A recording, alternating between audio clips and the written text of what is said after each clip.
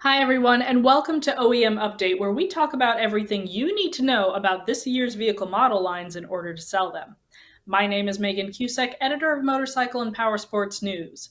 Now, the 2025 model year vehicles are starting to hit dealership floors, and one of those just recently announced for availability in July is the 2025 Husqvarna FE 501S. So let's dive deeper into what exactly this dual sport bike has to offer. But for that, we're going to go straight to the OEM source.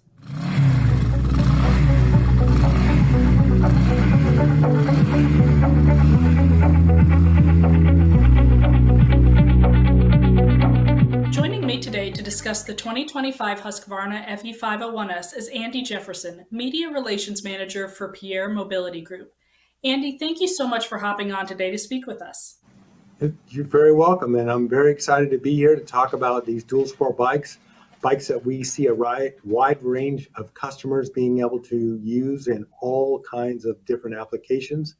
The FE501S is probably one of our flagship motorcycles. It's kind of the bike that's got us where we are because it's based off of a race bike and then made able to ride on the street. You can get a plate on it and you can ride it anywhere. So for us, I think it's one of our flagship motorcycles to be able to sell to the customers. Well, that's excellent. And, there I was going to say, can you give us a brief introduction to the model? But that already speaks to a lot of it right there. So, perhaps you can elaborate a little more, like which types of customers are looking for this type of vehicle? Mostly, I think a lot of it for us with that bike is it has a wide variety of people that want to ride it because it's really mirrored after our actually 450 race bike. That's where it starts. And so it has all the technology, all of the bells and whistles basically of our race bikes. Um, and, so that leads it to a wide variety of people that can ride this motorcycle and want it. And you can dress it up as much as you want or leave it stock and, ride it how it is. And it can take you anywhere you want to go. I mean, we have people that have these bikes and have the suspension done and they ride them on a motocross track. And I mean, there's a few people that will ride them actually to a race them and then ride them home. So it's kind of an all around bike. And that's what it's made for. It's made to get you places and be able to do whatever it is you want to do. So that customer is, like I said, a wide variety of people that ride these bikes. All right, that's excellent to know.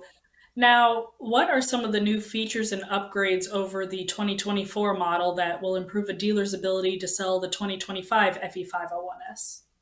Well, one of the biggest ones is the going back to Brembo brakes. We had Brake Tech, which Brake Tech brakes were fine, but I think in the market, people see Brembo and they think of quality, more quality. I still believe that our Brake Tech brakes were just as good, but we did go back on this bike because Husqvarna is a premium brand. And so now it's back to the Brembo brakes where people are just more comfortable with that name. So that's a big upgrade for us. Also, we have a new swing arm, a chain slider has been trimmed down a little bit. At some point, we moved the motor. So now we trim down this chain slider and to let the bike suspension be a little bit freer when the bike is in full open position. So that is another thing that when you think about it, it's probably not very much, but it makes a big difference in the way the bike handles and how the bike works on the trail. A new tank mount, which isn't a big thing, but it just stops the tank from contacting the frame. On the old bike, the tank mount, the tank could hit the frame a little bit. So, and it makes vibration also, is uncomfortable a little bit or could be. So that has been changed to make now the tank sit a little bit higher and off the frame. Start and stop button has changed. That one was a kind of a big deal. The old stop and start button, I think was okay. And this one's just an improvement for us. And then obviously, as we do every year, new graphics, a new look.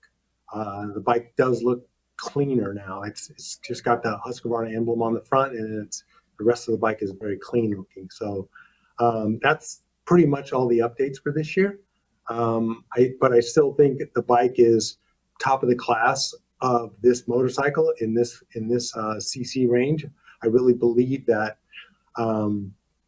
it can do everything. It's just a tank and it does everything.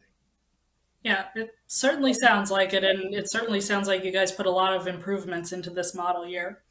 Now, how does this model differ from some of the other enduro models in the Husqvarna lineup? Differ, I mean, in respect to when you say enduro models, well, because we're talking dual sport now, we just have a 350 and a 501 in Husqvarna. So, but some of our other enduro models, the difference, you have probably a little bit different engine packages. Because this bike is street legal, it has to be homologated to be street legal. So our other bikes that are not street legal, but they're for off-road, probably have a little more horsepower. They're made that way because of homologation. They a little louder. They have different tires. Don't know turn signals. A couple of them have lights still, but so there's a few changes, but not a great deal. The motor is the same. It just has a different mapping and maybe some smog stuff on it on this bike that aren't on some of the other enduro bikes, but pretty much it's the same motorcycle. Okay, good to know. Now, what have been some of the most common service issues that technicians have had to deal with in past models, and have those been addressed in the 2025 one? I think so, and when you say that, it's that's a kind of, I'll say, a hard question to answer. I think any issues that we do see with these bikes are very few, but when people get them, they always want to make changes. So when you're saying that issue-wise, we don't have that many issues. This motor has been a proven motor for a long, long time. I mean, and we have different iterations of the motor, but the base parts of the motor are the same. So it's gone through years and years and years and years of testing. We don't see many issues with it. What we do see is people want to make modifications. And so you have people that are putting exhaust on the bike and putting, ignitions on the bikes and making them because they want them to be either faster or they want different power than what it delivers in the stock form. So I believe if there's issues, those are the issues that you see. It's just from people modifying the bikes and taking it out of stock form. But in stock form, this bike is really a good motorcycle. All right, yeah, no, that makes sense. There's always going to be people that want to customize their rides. I mean, for us, we sell all kinds of bits and pieces and all kinds of technical accessories for that bike. And everyone wants their bike to look like their own bike. So I'm glad for people to do it. Just sometimes it runs into an issue when you have people that make modifications outside of what is really good for the motorcycle. Right, right. Well, so speaking of those technical accessories, what are some of the most popular ones for the FE501S? Popular right now, hand guards. We have different seats. We have lower and lower seats. We can get a higher seat if you're really tall. You can change foot pegs. You can change wheels. We have different sets of wheels that can go on different colors.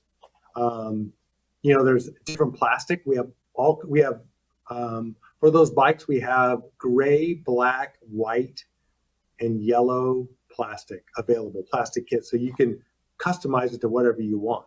So you buy the plastic kit and then you have graphics made to whatever you want to make your bike look like you. We have different handlebars. We have steering stabilizers. I mean, and we even have suspension. We have front and rear suspension that you can buy.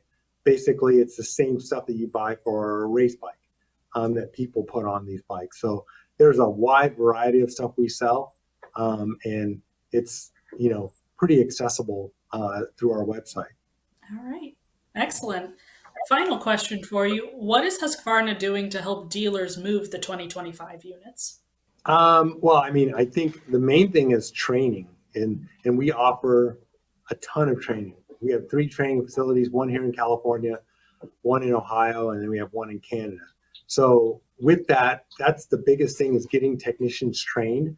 Other than that, with the dealers, I think we have all kinds of programs with the dealers on it just depends on the month and the time of the year, but the incentives are out there to be able to sell these motorcycles. We have great financing programs. We have the companies that we use for our financing have great programs for motorcycles. And so I think those are things that we do to help the dealers. Also, we do a lot because I'm in the media. So on the marketing side, we have a lot of incentives and let's say stuff for dealers to be able to look up and see different stuff. And our bikes are too on covers of motorcycles.